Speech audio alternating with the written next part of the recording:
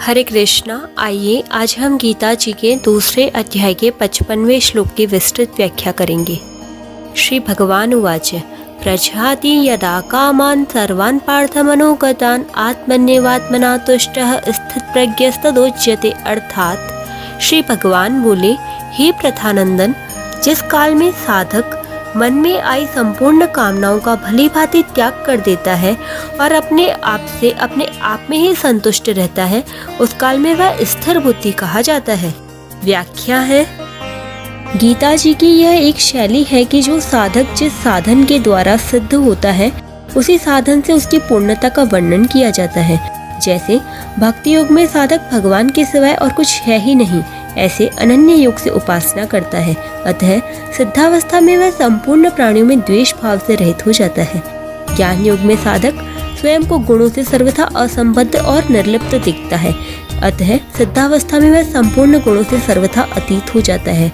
ऐसे ही कर्मयोग में कामना के त्याग की बात मुख्य कही गई है। अतः सिद्धावस्था में वह संपूर्ण कामनाओं का त्याग कर देता है। यह बात इस श्लोक में बताते हैं। प्रजहाति यदा कामान् सर्वान् पार्थ मनोगतान्। इन पदों का तात्पर्य यह हुआ कि कामना न तो स्वयं में है और न मन में ही है। कामना तो आने जाने वाली है और स्वयं निरंतर रहने वाला है। अतः स्वयं में कामना कैसे हो सकती है? मन एक कारण है और उसमें भी कामना निरंतर नहीं रहती, प्रत्युत उसमें आती है मनोगतान्। अतः मन में भी कामना कैसे हो सकती है? परंतु शरीर, इंद्रिया, मन, बुद्धि से तादात्म्य होने के कारण मनुष्य मन में आने वाली कामनाओं को अपने में मान लेता है। जहाति क्रिया के साथ प्र उपसर्ग देने का तात्पर्य है कि साधक कामनाओं का सर्वथा त्याग कर देता है।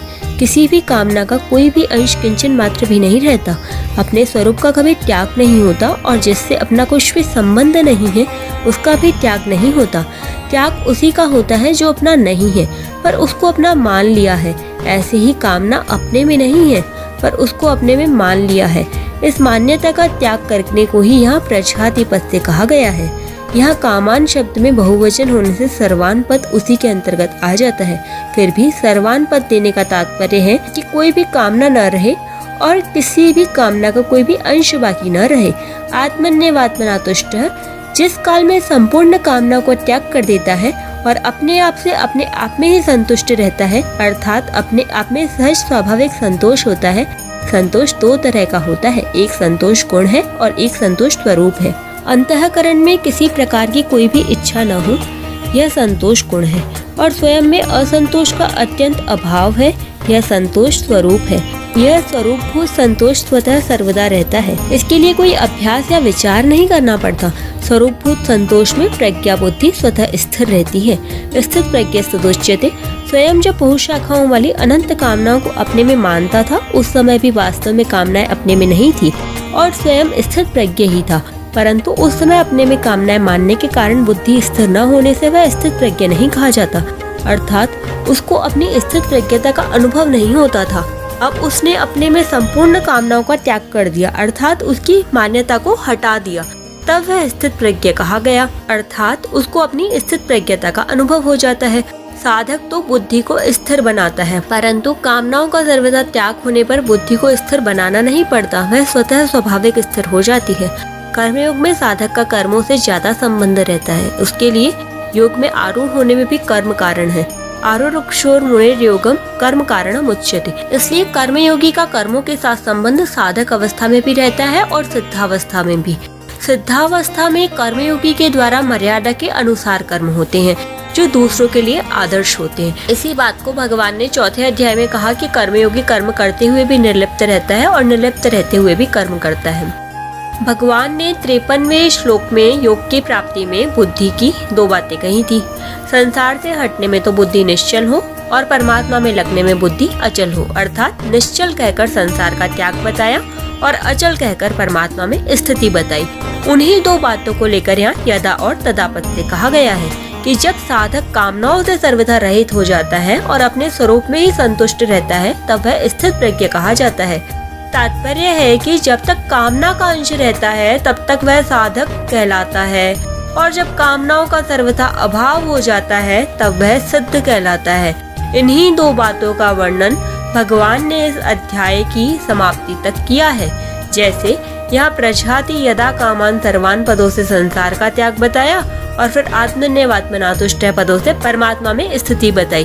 56वें श्लोक के पहले भाग में 3 चरणों में संसार का त्याग और स्थित धीर मुनि पद से परमात्मा में स्थिति बताई। 57वें और 58वें श्लोक में पहले संसार का त्याग बताया, फिर तस्य प्रज्ञा प्रतिष्ठिता पदों से परमात्मा में स्थिति बताई। 59वें श्लोक के पहले भाग में संसार का त्याग और परम दृष्टवा पदों से परमात्मा में स्थिति बताई। 60वें श्लोक से 61वें श्लोक तक पहले संसार का त्याग और फिर युक्त आसीत मत पर है आदि पदों से परमात्मा में स्थिति बताई। 62वें से 65वें श्लोक तक भी पहले संसार का त्याग और फिर बुद्धि पर्यवतिष्ठते पदों से परमात्मा में स्थिति बताई। 66वें से 68वें श्लोक तक पहले संसार का त्याग और फिर तस्य प्रज्ञा प्रतिष्ठिता पदों से परमात्मा में स्थिति। 69वें श्लोक में या निशा सर्वभूतानां तथा यस्याम जागृति भूतानि पदों से संसार का त्याग और तस्याम जागृति संयमी तथा सा निशा पश्यतो मुने पदों से परमात्मा में स्थिति बताई। 70वें और 71वें श्लोक में पहले संसार का त्याग और फिर स शांति मधिगच्छति पदों से परमात्मा में स्थिति बताई। 72वें श्लोक में नैनाम प्राप्ते होमयति पदों से संसार का त्याग और ब्रह्म निर्वाणम पृच्छति आदि पदों से परमात्मा में स्थिति बताई। यहाँ परिशिष्ट भाव यह है कि एक विभाग अस्थिर बुद्धि वालों का है और एक विभाग स्थिर बुद्धि वालों का है। अस्थिर बुद्धि वालों की बात तो पहले 41वें से 44वें श्लोक तक कह दी और अब स्थिर बुद्धि वालों की बात भगवान 55वें से 71वें श्लोक तक कहते हैं। जिस समय साधक सांसारिक रुचि का त्याग करके अपने स्वरूप में स्थित रहता है उस समय वह स्थिर बुद्धि वाला कहा जाता है। जिसका परमात्मा का उद्देश्य होता है उसकी बुद्धि एक निश्चय वाली होती है, क्योंकि परमात्मा भी एक ही है, परंतु जिसका संसार का उद्देश्य होता है उसकी बुद्धि असंख्य कामनाओं वाली होती है, क्योंकि सांसारिक वस्तुएं असंख्य हैं। समता की प्राप्ति के लिए बुद्धि की स्थिरता बहुत आवश्यक है। पातंजल योग दर्शन में तो मन की स्थिरता कल्याण प्राप्ति में मन की स्थिरता का उतना महत्व नहीं है जितना बुद्धि की स्थिरता का महत्व है। मन की स्थिरता से लौकिक सिद्धियां प्राप्त होती है, पर बुद्धि की स्थिरता से पारमार्थिक सिद्धि कल्याण प्राप्ति होती है। कर्म योग में बुद्धि की स्थिरता ही मुख्य है। अगर मन की स्थिरता होगी तो कर्मयोगी कर्तव्य कर्म कैसे करेगा? कारण कि मन स्थिर होने पर बाहरी क्रियाएं रुक जाती है। भगवान भी योग समता में स्थित होकर कर्म करने की आज्ञा देते हैं। योगस्थः कुरु कर्माणि। प्रजाति और कामान सर्वान पद देने का तात्पर्य है कि किंचन मात्र भी कामना न रहे, पूरा का पूरा त्याग हो जाए, कारण कि यह कामना ही परमात्मा प्राप्ति में खास बाधक है। अब आगे के 2 श्लोकों में भगवान स्थित प्रज्ञ कैसे बोलता है इस प्रश्न का उत्तर देंगे। इसकी व्याख्या हम कल करेंगे। हरे कृष्णा, राधे राधे।